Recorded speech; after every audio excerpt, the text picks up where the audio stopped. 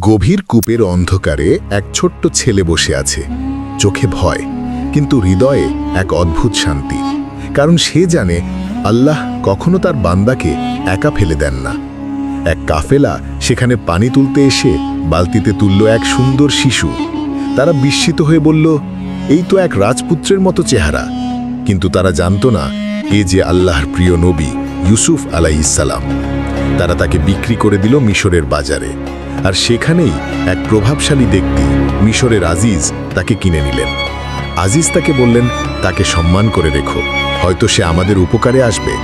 রাজপ্রাসাদের সোনালী হলরুমে ইউসুফ আলাইহিসসালাম বড় হতে লাগলেন। তার চরিত্র, নম্রতা ও সৌন্দর্যে সবাই মুগ্ধ হয়ে যেত। কিন্তু আজিজের স্ত্রী জুলাইখা তার সৌন্দর্যে হারিয়ে গেলেন। একদিন জুলাইখা সব দরজা বন্ধ করে বললেন, এসো ইউসুফ, আমি তোমায় ভালোবাসি।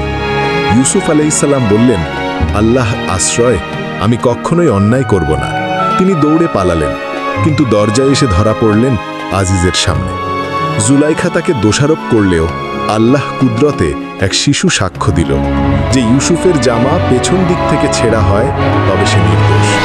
দেখা গেল জামা ছেঁড়া পেছন দিকেই। সেই দিন থেকেই প্রমাণ হলো যে আল্লাহর ভয়কে ভালোবাসার চেয়ে বড় রাখে, আল্লাহ তাকে অপমান থেকে নয় বরং সম্মানের শিখরে পৌঁছে দেয়।